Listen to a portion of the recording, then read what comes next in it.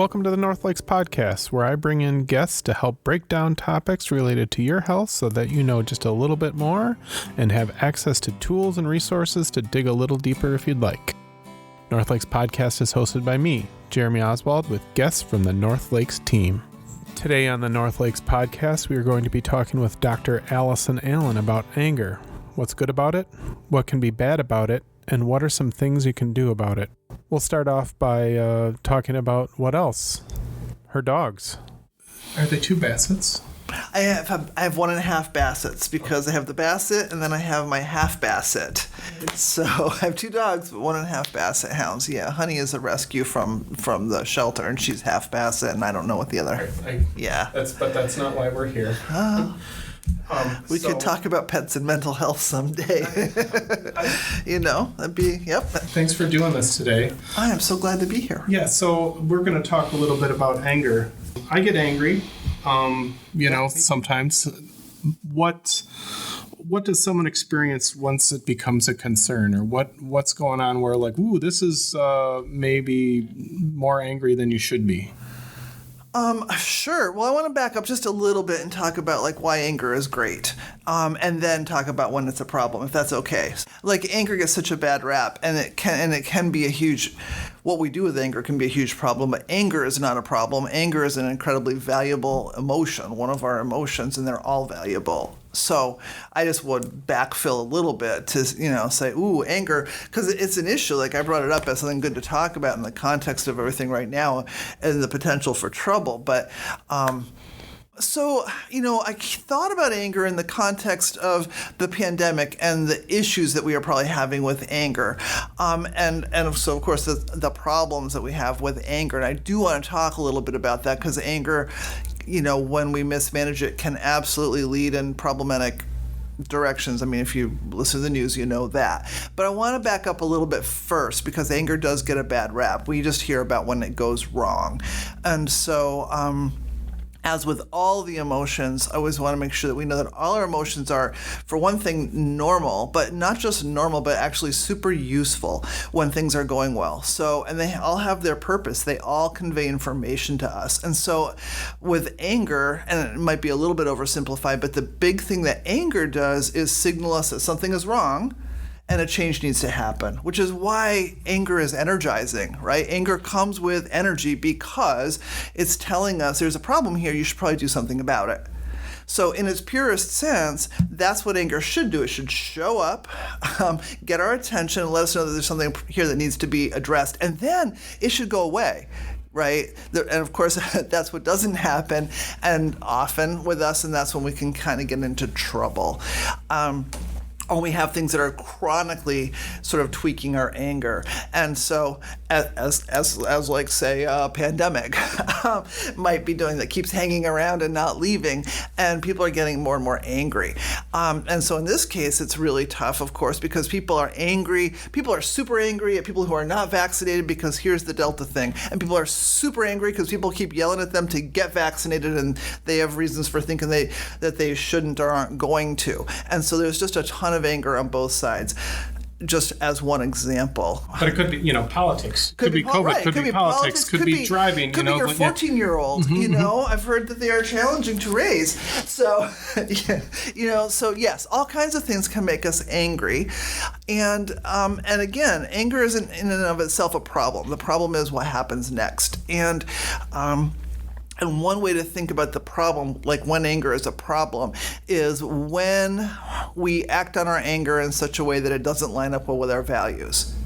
Yeah. So, if we don't normally want to be screaming at people or belittling people, we find that we just did, then that's an issue for us. That's sort of when anger is a problem. And that's when, after the fact, we tend to feel bad about it also. And I mean, I think we've all done that. I think all of us, I'm like, why did I, it's not a big deal. Right. So so you're saying if this happens frequently, or when do you need to maybe do something? Sure. And if you are to do something, what might you be able to do? Right. So you're absolutely right. Anybody can lose their temper once in a while. And assuming we're not talking about physical violence, we're talking about kind of verbally going off or whatever. Right. We kind of realize that we gather ourselves. If we need to, we might apologize, or take some time to calm ourselves down, and we move on with our day. Like, whatever, it happens. If it's a pattern that's causing a problem, we're going to notice that either we ourselves will notice because we're like, this is not okay. I keep feeling bad about these things I'm doing, or I'm spending way too much time angry, or, I think I have an ulcer. Or someone else is giving, my relationships are on the rocks, or my kids appear to be scared of me, or, I just lost my job because the person I went off on fired me, and so I find myself sort of losing my temper in really poor situations and feeling as if my anger is out of control and causing me trouble. Those would all be situations where we might want some degree or other of some help. And it could be as simple as some tips for kind of relaxing and slowing things down and thinking before we speak, or it could be all the way up to as intensive and complex as really needing to sit down in therapy to figure out what's driving that anger, or some more solid ways to kind of address it and work through it. Let's just say my partner again didn't fold the clothes right or whatever, and I'm just like, here it is, it's happening. I can feel it coming on. What should I do, or what could I do? Right. So if here I am again, it's coming on, and I know that I've not been very happy with how I've reacted before, and it does make me really angry. Then I guess the first thing I can do is try to figure out, preferably in advance of that moment where you're hot, what I would rather do instead.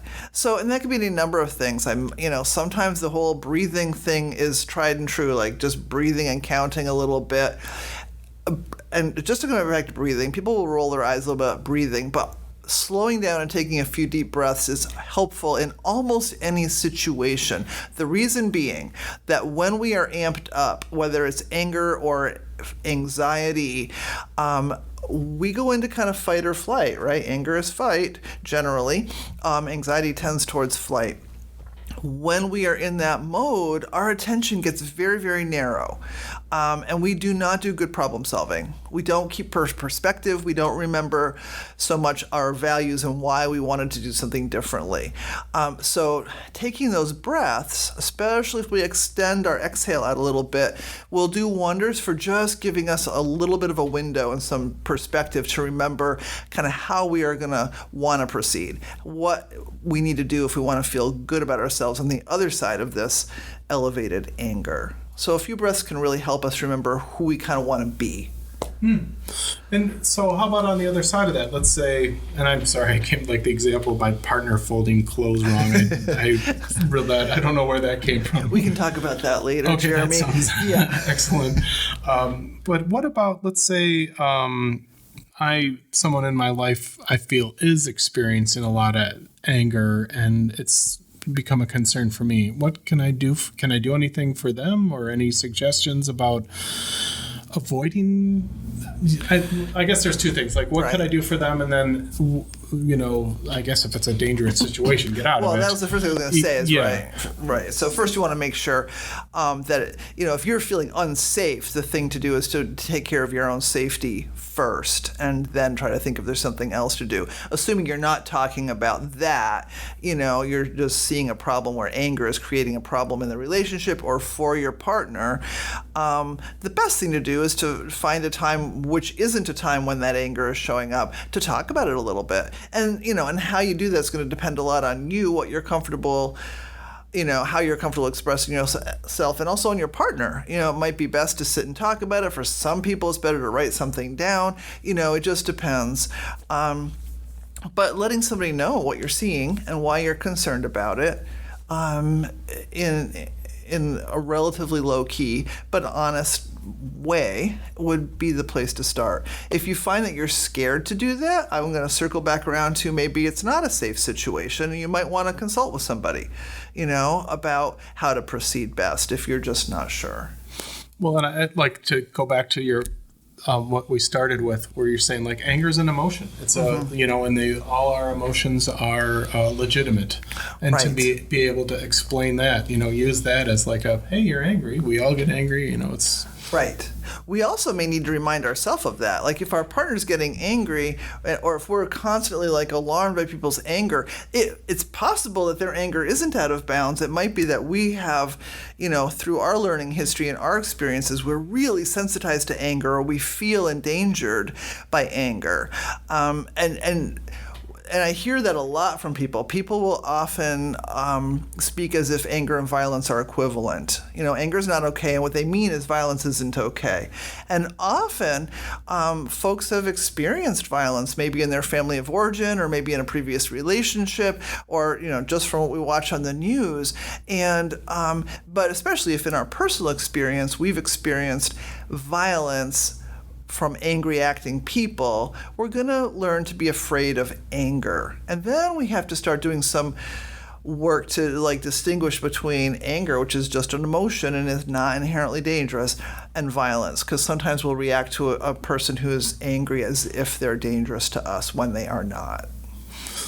I think that's all wonderful advice. Okay. And what, we're going to just kind of keep this short. But this is a great kind of start of a conversation. Mm-hmm. If someone has other concerns or thoughts about it, are there resources that you could mention, or how would you direct somebody in this brief moment we've had? Well, I would go broad, and I wish I had brought to hand something to tell you, but what I'll say is if you are a podcast person, Google them. There'll be some really great podcasts. There are wonderful books, and you can always come and seek out a therapist to talk to if you think that level of assistance is helpful. There's a lot of great information about all our emotions, and certainly about anger, all around us if we take a look at it. Thank you so much. You are so welcome. All right. Oh, and my last question. What's in your car right now? A lot of dog hair. And some fast food wrappers. Excellent. Well, thanks again. You are so welcome. Dr. Allison Allen is a clinical psychologist at NorthLakes Community Clinic and is also the Chief Behavioral Health Officer. If you would like to learn more about anger, follow the links that we have shared on our website at nlccwi.org or check out our show notes. We're a community health center with over a dozen locations throughout northern Wisconsin, providing preventative healthcare services such as medical, dental, behavioral health, recovery, pediatric occupational and speech therapy, chiropractic, nutrition therapy, optometry, health and wellness supports, and more. Our doors are open to all people regardless of insurance status or ability to pay. Our vision is healthy, prosperous, engaged communities where everyone thrives. If you've enjoyed this episode, please share it.